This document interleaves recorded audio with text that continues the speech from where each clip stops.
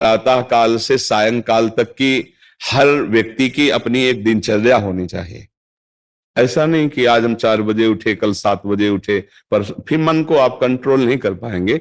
मन के लिए एक दिनचर्या होनी चाहिए कि हमको 10 बजे सोना है, 4 बजे उठ जाना है, तो फिर 4 से 4:15 नहीं होना चाहिए, 4 बजे उठ जाना, ऐसा नियम बना ले। और उठ करके हमको थोड़ी देर नाम जप करना है, थोड़ी देर हमें वाणी जी का गायन करना है, थोड़ी देर हमें ध्यान, एक अपनी दिनचर्या। फिर हम अपने संसार के कार्य के नियम, जो संसार के कार्य हैं, उनको भी करते हुए भगवान को समर्पित करें। जैसे जो पद में है, जो आपको राष्ट्र सेवा मिली है, जो आपको समाज सेवा के पद मिले हैं, या आपको जो घर की सेवा के कार्य मिले हैं, उनमें बहुत धर्म पूर्वक आचरण होना चाहिए।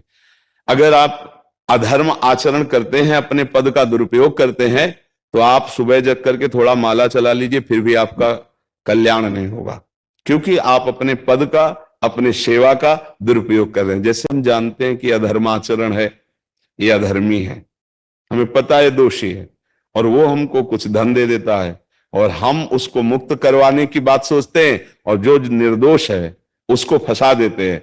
अब तुम चाहे जितना माला चलाने की कोशिश करो या दान पुण्य करो, वो तुम्हारा अधर्म आचरण, वो अधर्म का धन तुम्हें सतमार्ग में नहीं जाने देगा। नियम लेना चाहिए कि जिस पद में है, जिस धर्म में है, जिस कर्तव्य में है, चाहे कुछ भी हो जाए, हम अपने कर्तव्य से विमुख नहीं होंगे। जितना जप महान है, उतने कर्तव्य महान है। दोनों बातें समझना है। जब माला फेरा और इसके बाद बेईमानी, अधर्माचरण, इनका कोई नियम नहीं है कि हमें कैसे चलना है, तो वो माला काम नहीं कर पाएगा, क्योंकि उसका तभी सत्य भाव माना जाएगा माला जपला जब धर्माचरण है। धर्माचरण नियम से।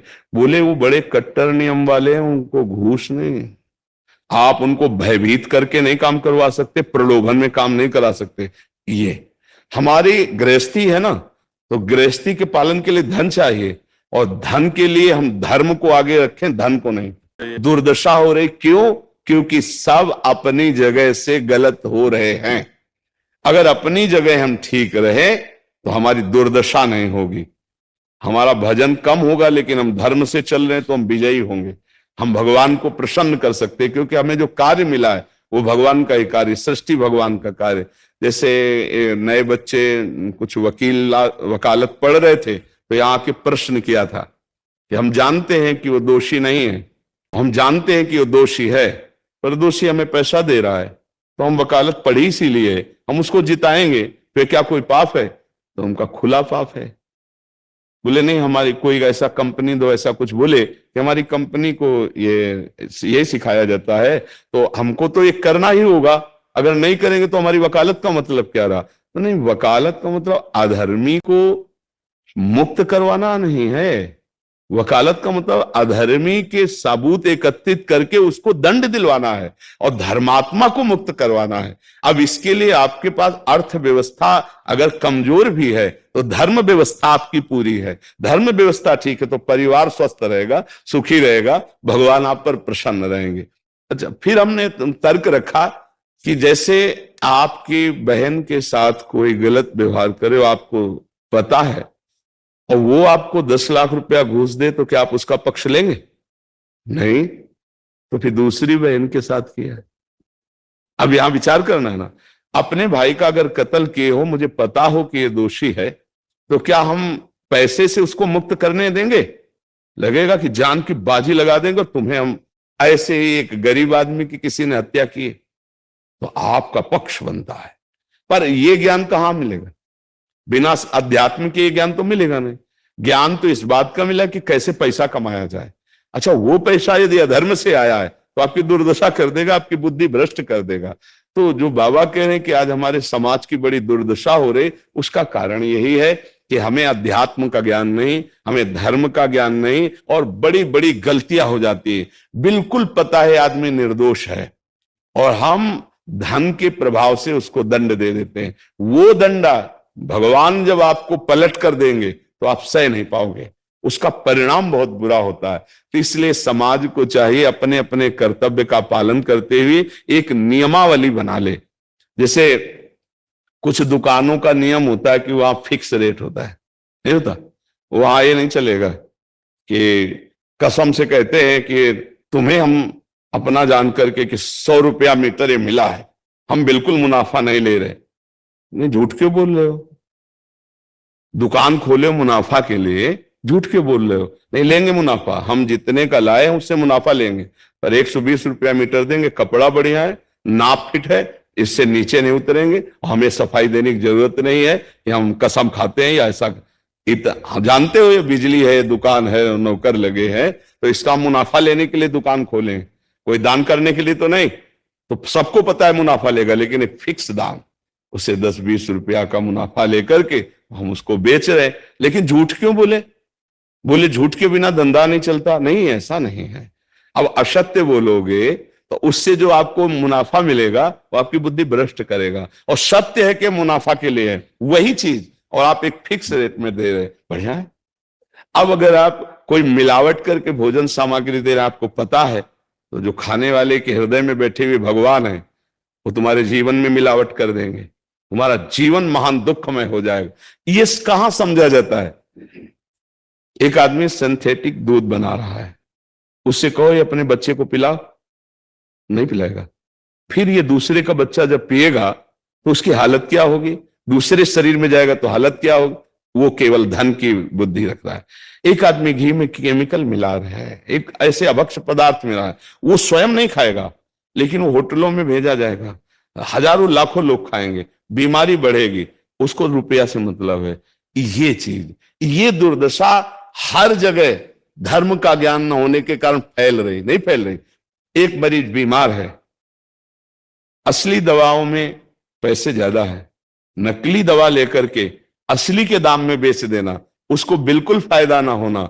लेकिन परमात्मा देख रहा है, तुम जानते हो नकली दवा है, वो तो नहीं जानता बेचारा, ज्यादा पढ़े लिखे नहीं, किसान आदमी गांव का आया है, तुमने दे दिया और उसने पैसा दिया असली के। अब वो पैसा तुम्हारी बुद्धि भ्रष्ट करेगा, तुम्हारे परिवार में कलह पैदा करेगा और तुम्हारा पतन कर देगा। ऐसे हर डिपार्टमेंट में, हर विषय में यदि हम अपने धर्म से चले, अपने सत्य से चले और थोड़ा भी भजन होगा, वो आपको उत्तम गति प्रदान करेगा। पर ऐसा कहां समझ में आ रहा? अध्यात्म के बिना भला ऐसा समझ में आएगा? तो इसीलिए कह रहे हैं हमारे देश की दुर्दशा हो रही। पूर्वजों में पहले यह था कि हमारा धर्म नहीं जाना चाहिए चाहे प्राण चले जाए, हमारा चरित्र नहीं जाना चाहिए चाहे सर्वस्व नष्ट हो जाए। आज इसकी कोई परवाह नहीं, तो उसी से बुद्धि भ्रष्ट हो जाती है, जीवन एक पशुवत आचरण वाला हो जाता है, और वो अपने को बड़ा सुखी समझने लगते हैं कि हमारे पास बड़ा वैभव है। लेकिन प्यारे, उस दिन को याद करो जिस दिन तुम्हारा आखिरी समय होगा, ना तुम्हारा फार्म हाउस जाएगा, ना महल तुम्हारा जाएगा, ना बैंक बैलेंस जाएगा, ना कोई व्यक्ति, और ना ये शरीर। अब तुम्हारे कर्म तुमको भोगवाएंगे। उस समय की कौन याद करता है? अगर उस समय की याद हो तो भय लग जाए कि नहीं नहीं, पाप नहीं करूंगा, क्योंकि जाना है यहां से। अच्छा, कब जाना है कुछ पता नहीं है, किसी भी समय ट्रांसफर हो सकता है इस शरीर से। तो हमें लगता है कि महापुरुषों के जो वचन है कि हमें एक नियम से जीवन जीना चाहिए, धर्म पूर्वक जीवन जीना चाहिए, अपने कर्तव्य का पालन करना चाहिए, जो हमारे लिए कर्तव्य। आज प्रायः धन प्रधान बुद्धि होने के कारण कर्तव्य स्वाहा हो रहा है। एक विद्यालय में विद्यार्थी के लिए जो गुरु पद में बैठा, उसका क्या कर्तव्य है? वो अपने कर्तव्य को भूला हुआ है। भला छोटे छोटे विद्यार्थियों को, जिनकी नींव पूरे राष्ट्र सेवा में, समाज सेवा में ये बन सकते हैं, अगर उनको हम सही शिक्षा नहीं दी तो उनका पूरा जीवन बर्बाद हो जाएगा। अगर उनको हम गलत सपोर्ट कर दिए तो उनका पूरा जीवन बर्बाद, क्योंकि नया जीवन है। और जगह जगह अपने अपने कर्तव्यों का यदि पालन किया जाए तो पूरा समाज सुखी हो जाए। लेकिन कर्तव्यहीनता आ रही, कोई अपने कर्तव्य को नहीं समझ रहा है। तो यही बात महापुरुष जनों को दुख लगता है कि अगर सब अपने कर्तव्य का पालन करें, धर्म का पालन करें, भगवान का नाम जप करें, तो सब सुखी हो जाए। सुख सब चाहते और आचरण दुख वाले करते, इसीलिए सुख नहीं मिल रहा है, परिणाम में हमें दुख मिल रहा है। सच्ची मानना, वो रुपया पूरे परिवार में अशांति पैदा कर देगा। और धर्म पूर्वक 100 रुपया लाओगे और 4-5 परिवार के बैठ के नमक रोटी खाओगे, आनंद से सोओगे, बड़ा प्यार रहेगा, भगवान की कृपा रहेगी। पर यह बात समझ में नहीं आती है। तो ये वृत्ति अगर छोड़ी ना जाएगी तो कुछ भी कर लो, कहीं भी दान पुण्य कर लो, लाभ नहीं मिलेगा। अगर दान देने की बात कही गई है तो धर्म पूर्वक कमाए हुए धन से। अगर आप मेहनत से कमाए हो ना, 10 रुपया दे दोगे ना, तो 10 रुपये का वो आटा लाके अगर 2 रोटी खाएगा तो खूब वजन होगा। वो आप 1 लाख रुपया बेईमानी कर रख दोगे ना, तो बैठे बैठे वो गंदा ही सोचेगा, वजन नहीं होगा।